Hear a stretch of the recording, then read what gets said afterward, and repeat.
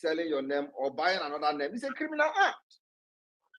That is it. So at a point, there came to a point whereby they will tell you, go and verify your name with your bank account. If it's not verified, they will not pay you your salary. You see the problem now. So if that name you are answering in Nigerian Army, if it didn't match with your account bank, they will not pay you. So a lot of people were in confusion because the names were not their own. A lot of people in Nigerian Army today, their names are not their real names. They bought it. Anyway. You see, that's why when because you see Musa, not you think Musa is their names. When you see Alhaji, you think it's their name. Their names are not Alhaji. Some of them are Okechiku. Some of them are Igwe. Most of them cannot. They will be answering Alhaji. They can't. Let them come to Biafra land now. They will die there. I am very, very ready and ready to strike them at them because I know their strategy. I know how they move. They are very weak. The only thing they are trained is to defend. Because they will give you one magazine to face a terrorist. And what our commander will tell you is defend yourself. When their own weapon is over, then you can shoot your own. Because if you shoot one magazine and it's over, my dear, you are gone. Nkega will go like you are gone. What do you get? Because one magazine can. How many bullets did he? No life jacket, no bulletproof, no helmet. So, and that was during Boko Haram 1 year. So I told them, my brother, I cannot go with those people I don't know. I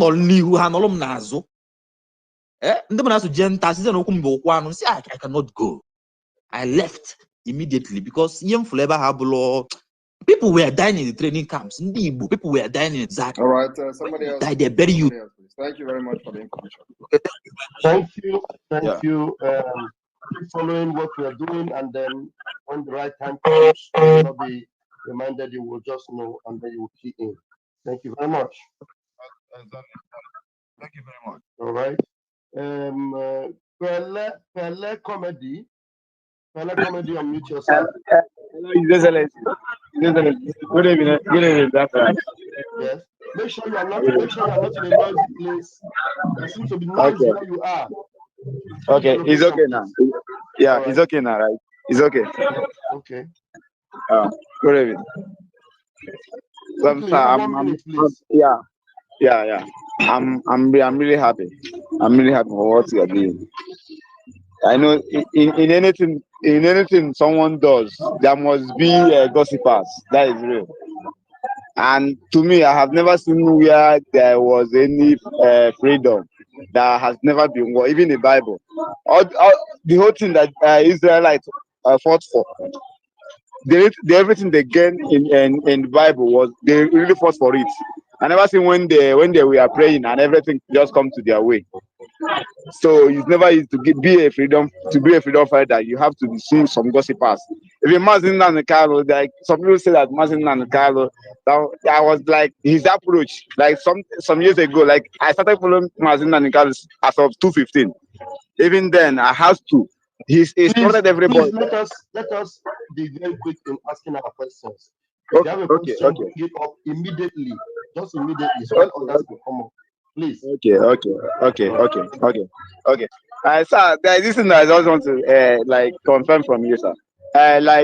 This declaration you said on December 2nd.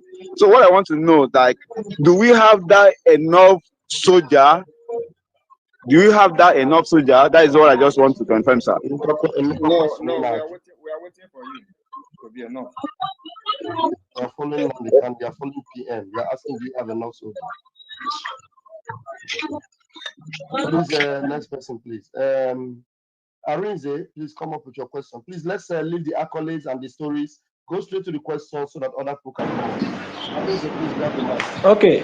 Yeah, good evening, my PM. Good evening, Mazi Rafe Chamaka Jerry. Good evening, Mazi Sonia Barawanda. I greet you all, Biafrans. I don't have any question. I just want to correct somebody that was talking about Ete has not been part of map in Biafra in Old Enugu State. Ete is a county in Ohabeni State in Old Enugu State. So let him go and check and verify. Ete is a county and is in the map. Thank you. Thank you very much, Arinze. Thank you for that update. I'm sure the brother is listening.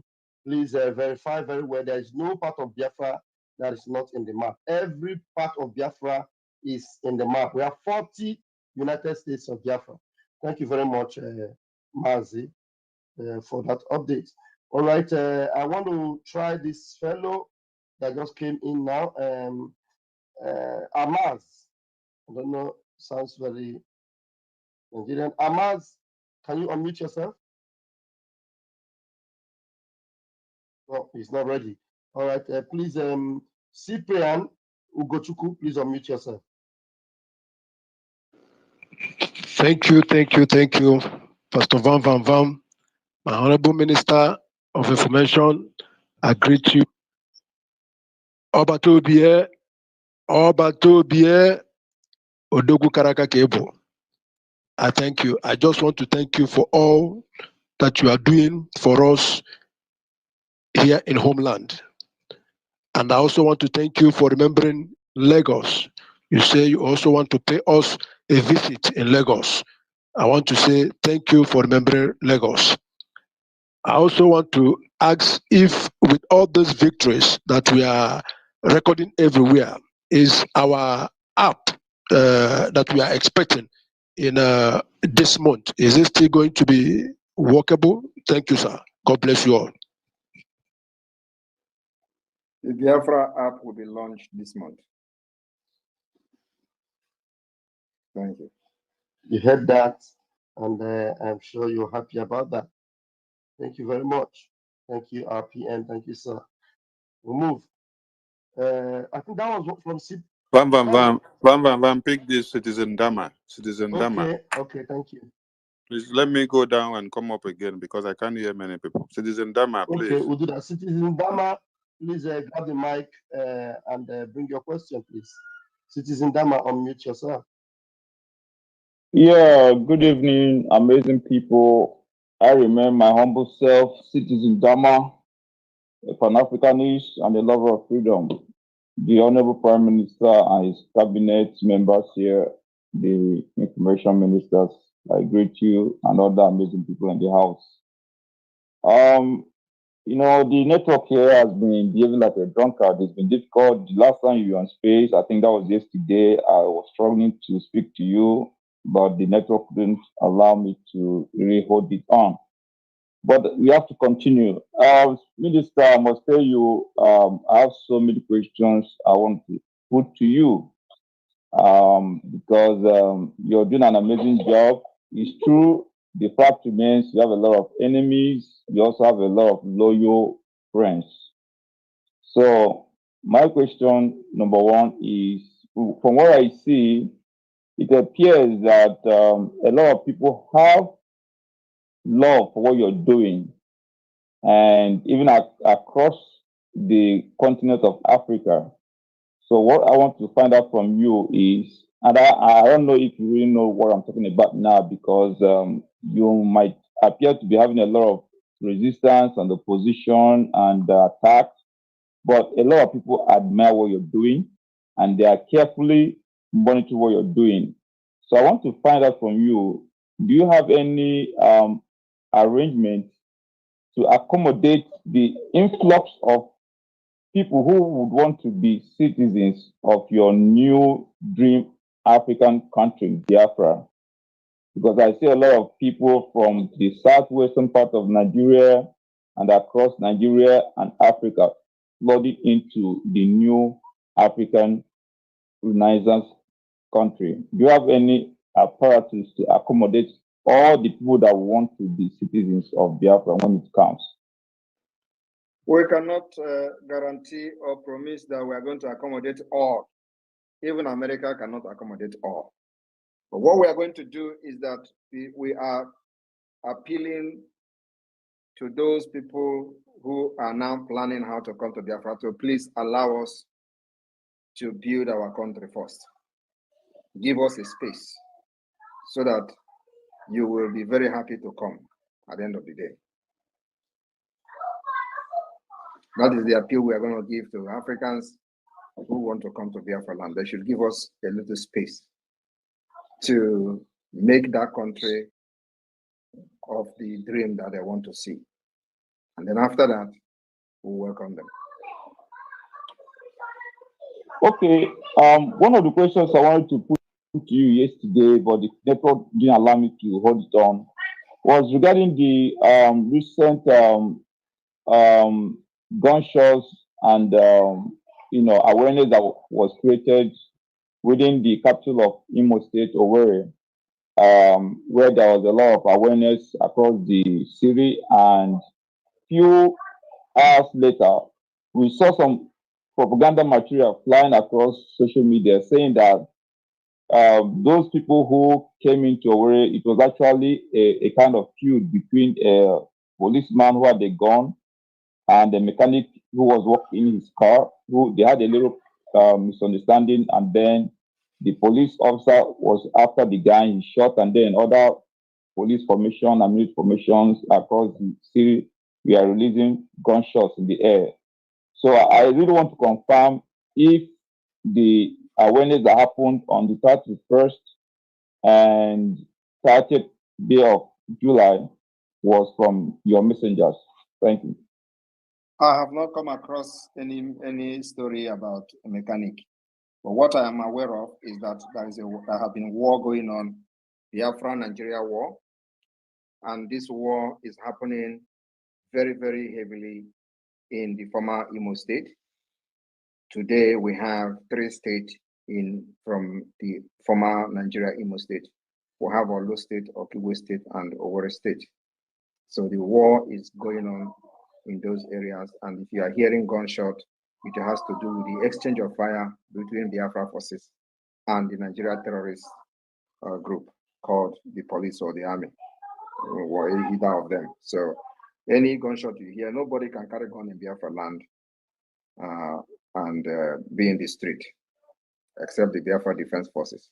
Of course, if there are other criminals from the Nigeria-sponsored Nigeria state, like we have had it in the past, we'll confront them.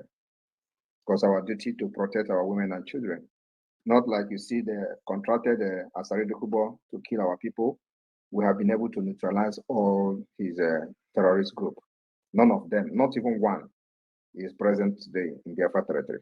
That is the job that the Biafra Defense Force have done for the past 2 years. Okay, the Prime Minister, what I'm referring to is actually on the 30th and 31st day. I have just answered you. If you hear any gunshot, sporadic shooting. I have just answered you. If you hear any gunshot, there is probably exchange of fire between the Biafra forces and the Nigeria terrorist group.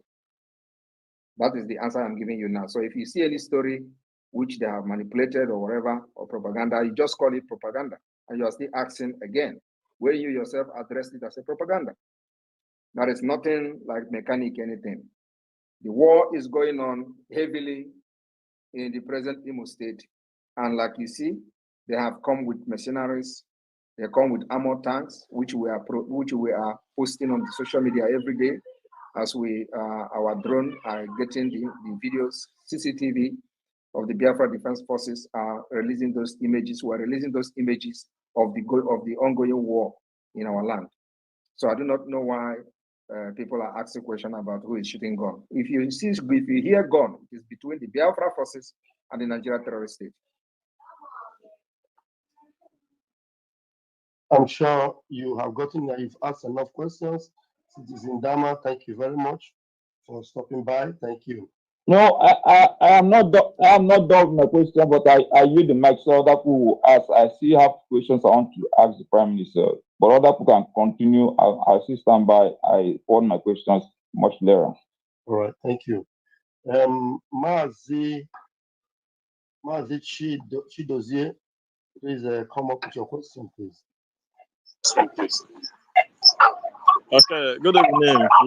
Hope I'm coming clear. Yes, but make sure there is no noise in your background. The noise is too much. Okay. I have 2 questions. One of it is when the Biafra is declared, because in our home now, I'm in Biafra land, and there is one problem I'm viewing. In Biafra land now, between 14 years upward, young boys and girls are practicing fraudster I want to know the machinery, how the government will handle this situation. That's the first question. Second is, as we are still struggling, Which situation? fraudster situation in our young boys and You mean girls. fraudster? Yes. It's like you have not been following the government of Biafra, our activities and what we are doing. I've been following. Okay, then it means you are not getting what we are doing. We have eliminated, we have laid a foundation. Can you mute yourself, please? Because I'm hearing myself. Can you mute yourself? Stay muted, please. Mute yourself. Go on, All please. right. The Biafra Republic government in exile, we know exactly why fraud strives in Nigeria, which is what I have explained in the beginning of this space. So I don't know when you joined.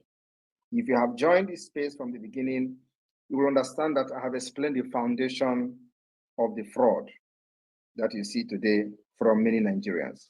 Is a foundational problem. And for us to have identified the foundational problem means that we have the solution. Because for you to solve a problem, you must know the root cause of that problem. That's why when you go to hospital, they have to do a series of tests to know what is wrong with you. They don't just go and start giving you drugs. That is what Nigeria is doing. When you go, they give you drugs without checking what is wrong with you. And the system of Nigeria is exactly like that. That's why they can never get anything right. So what do we do as a government? We first of all identify the root cause and this foundational problem that have put us into this chaotic situation for decades. And so we started developing database system to eliminate fraud. It didn't end there. The Biafra government has unveiled the Biafra National Identity Card, facial verification, powered by the Biafra Security Administration. That eliminate forgery, that eliminate the fraud and identity theft. Even while we are in exile, we have eliminated and laid the background to eliminate fraud that we have in Nigeria today, where people can forge their national ID card and passport and all that. Having a database system will eliminate the fraud that will inherit from Nigeria 60%. Then our laws and policies will take the rest. And that's how we will become a very sane society within just 3 years after independence and recognition. So you do not need to worry about the fraudsters. We have already started solving the problem foundationally from the Biafra government in exile. As soon as Biafra has been restored, the government in exile will be dissolved. All right, wonderful people, welcome back to this wonderful channel where we'll bring you back-to-back update and information as they hot. In case you have not joined our social media handle, what are you waiting for? Kindly go ahead and subscribe, like, comment, share, and also remember to on your notification button so that whenever our news drop, you go be the first. We'll collect them. Let's go down to the news proper as they hot. You don't share it as it be. Human rights lawyer asks Tinubu to immediately release the detained leader of the indigenous people of Biafra, Mazi Nnamdi Kanu. Yes, a lot of people thought that what concerns Kanu has been forgotten, but there is what is called the cry of the righteous, the heart of the righteous. When the cry of the righteous is awoken, it moves to touch other hearts, other good people, people who have good intention. And as you can see, human rights lawyers have come out demanding that the government of Bola Ahmed Tinubu should release Mazi Nnamdi Kanu with immediate effect. Yes, somebody might say, yes, it was not in my jurisdiction, it was not in my tenure that Kanu was detained. But now, he is the president, the power, the veto has been handed over to him, and nobody will still be blaming Muhammadu Buhari. The blame now will be on Bola Ahmed Tinubu. Let's go down to the full detail of the information.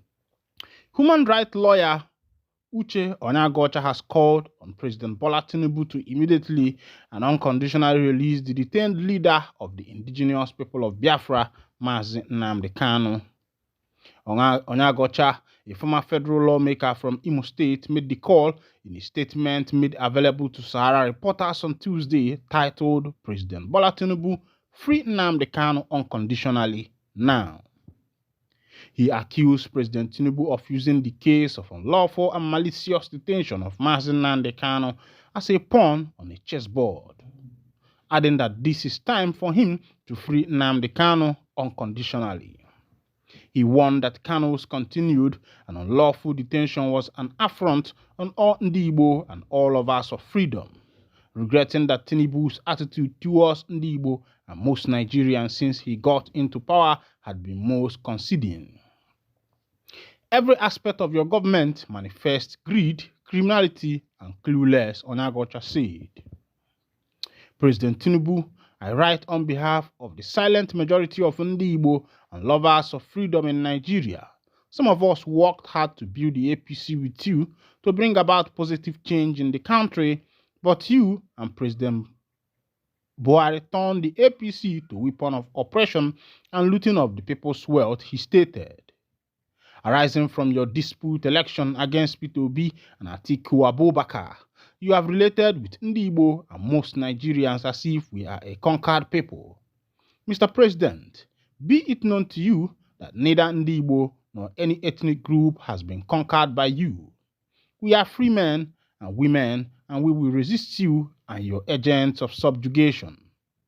You have used the case of the unlawful and malicious detention of Mazi Nnamdi Kanu as a pawn on a chessboard. This is time for you to free Nnamdi Kanu unconditionally. Your continued and unlawful detention of Mazi Kanu is an affront on all Ndigbo and all lovers of freedom. Mr. President, please be reminded that all those who have a hand in the kidnap, arrest, unlawful rendition, malicious prosecution, and illegal detention of Mazi Nnamdi Kanu starting from President Ruto of Kenya have been put to shame. Take every step necessary to release Mazi Nnamdi Kanu unconditionally. This one is coming from the former lawmaker coming from Imo State, Uche Onyagocha. Ukonda Uche Onyagocha kenedalamo nwokike. It is not easy for a statesman to come out and speak the truth. And if you decide not to speak the truth, you die with the truth. Look at what just happened. At the first time when Kanu was extraordinary rendition from Kenya to Nigeria and incarcerated into the DSS detention starting from 2021 till date, that happened on July 2021. The Igbo statesman then Obiozo, later on Emmanuel Iwanyanwu, people like Ifeanyi Ubadem, they refused to come out to speak for their brother. They refused to come out to speak for their brother, to talk about him. Later on, Iwanyanwu took over office. He became the President General of Ohanese Ndigbo. They started their plans, how they are going to, make sure that Mazi Nnamdi Kanu comes out of the DSS detention. Even the present governor of Anambra State, they started making plans. They started using Kanu to chase clout, to bring Ndigbo closer to them. And at every point, at every time, at every junction, what these people do is to come to social media and tell the people how we have been fighting for Kanu, we are trying to meet the presidency, we are doing this. Then I was asking, the president of Ohanese Ndigbo, Iwanyanwu, as the president of Ohanese Ndigbo, you have the right to meet the president face to face. It's not even about writing letter to the president or sending a memo to the president. You have the right as president of Ohanese Ndigbo to go and meet the president face to face. It is your right, because these are the people you are representing. As a president of Ohaneze Ndi Igbo, you are just like a president to Ndi Igbo. So, but these Igbo leaders, I don't know whether they are doing it out of guile. Ndị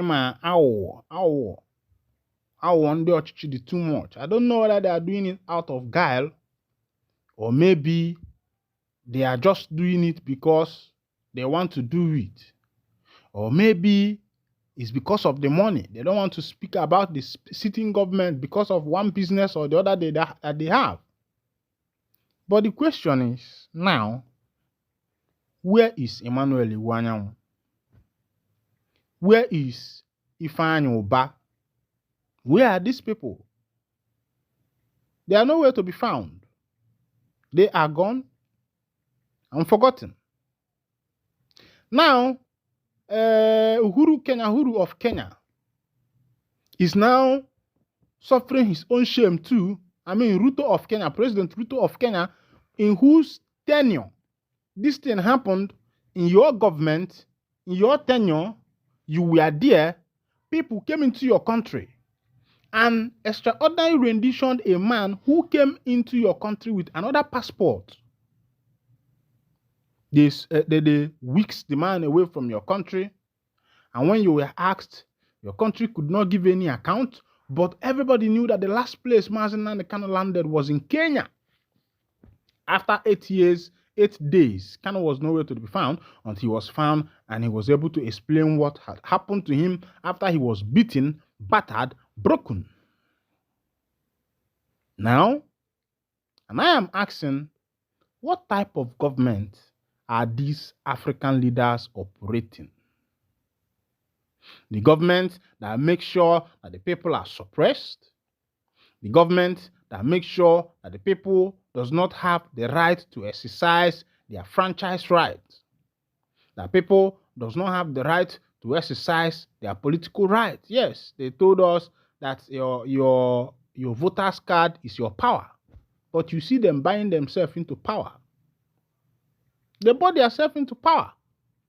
Now in Kenya, there is protest. Now in Nigeria, there is protest. And what is the modus operandi? What is the cause of the protest? It is because the people are angry.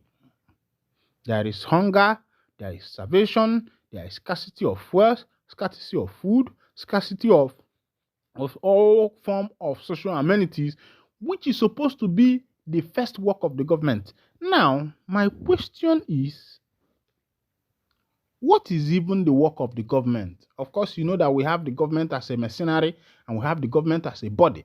I'm talking about the mercenaries that run the government. What is their work? These people earn their salaries in millions. They just come to the House of Senate, deliberate, do this, deliberate, they earn in millions. But after the deliberation, after cutting out the budget for the year, the question is, what is this budget being used for? That's the question you will ask yourself. Sometimes you should ask yourself, as a citizen in Nigeria, what has the government actually done for you? Your parents paid your school fees from primary to university, or somehow maybe your parents don't have, you are the one that sponsored yourself and you graduated. And after that, after graduating with your own money, you go and work for the government. Upon working for the government, they still will not pay you your full salary. It is still the same government that will deduct a particular amount from your salary as your gratuity or your pension. And when it's time for this pension to be paid, it will not be paid to you. It is not even that you are begging the government for money. This is the money you worked out for yourself. And the government was saving it for you for 35 years. And it is believed that when you finish from office, you are going to be, using this money, taking some part of it every month to be taking care of yourself. But that has not happened in this nation. The politicians, they come with their pot belly. They come with their self-aggrandizement, making sure that the nation's wealth is looted. The present senators, each of them have a car worth 240 million, Land Cruiser. The question is, What about the old cars that other senators used? Or is it that if a senator, they buy a car for a senator, that car automatically becomes the senator's own? Is it not a national property? These are some of the questions we should be asking ourselves in the present government that we found ourselves in this nation. And that is why these people will make sure that people like Mazi Nnamdi Kanu is totally silenced, because they don't want to hear the truth. They don't want to hear the truth. They don't want to hear the truth. These leaders does not want to hear the truth. Meanwhile, on the ongoing protest as it is, police have arrested, they say police have arrested foreigners sponsoring protesters flying Russian flag in Kano. They say na foreigners, now then they sponsor the protests that people are using Russian flag to protest in Kano. And I say, wow, wow, wow, wow, wow. Because the protest is going, and these people are saying Putin is coming. Vladimir Putin is coming. Putin, help Nigeria. And you are telling me that that foreigners are the ones who are involved. Oh my God. Sometimes these people tend to use our brain. Oh. A foreigner came into Nigeria and he's doing all these things. This foreigner, does he have papers? Has he acquired a citizenship card? Has he paid his taxes as a foreigner? Of course, you know that first of all, if you land into a nation, there are some legal processes you will pass before becoming a citizen, to even have a bank account to operate in that nation. I don't know if that works in Nigeria. Meanwhile, as it be, the Kano Police Command says its operative have arrested several foreign nationals suspected to be sponsors of the End Bad government protest in the state. Salman Dogo, the police commissioner in Kano, spoke on Tuesday after a meeting with Abba Yusuf, the governor of the state. Protesters started waving foreign flags in Kano on August 1st, the first day of the protest. The protesters waved Russian flag and called on President Vladimir Putin to intervene in Nigeria. This trend spread to Jos, Kaduna, and Abuja, where protesters trooped to the street with Russian flags. Dogo said development raised concern among security agencies, leading them to arrest the foreign suspects after intensified operation. The police and other security agencies will clamp down on anyone attempting to tamper with the security of the state, Dogo said. The police commissioner said authorities are taking necessary steps to ensure peace and order to returns in the state, adding that the governor has also relaxed the 24 hours curfew to now run from 6 a.m. to 6 p.m. Christopher Musa, Chief of Defense Staff, CDS, had warned that it is a treasonable offense for End Bad government protesters to fly foreign flags in the country. The CDS assured that security agencies will continue to defend the nation's democracy. My people now don't see as it happen for that matter. Cat was everywhere, cat, dog, and everywhere. Meanwhile, welcome back. If this is your first time of joining us on this wonderful channel, kindly go ahead and subscribe, like, comment, share, and also remember to all your notification buttons so that whenever our news drop, you'll be the first we'll collect them. Thank you for listening. God bless you.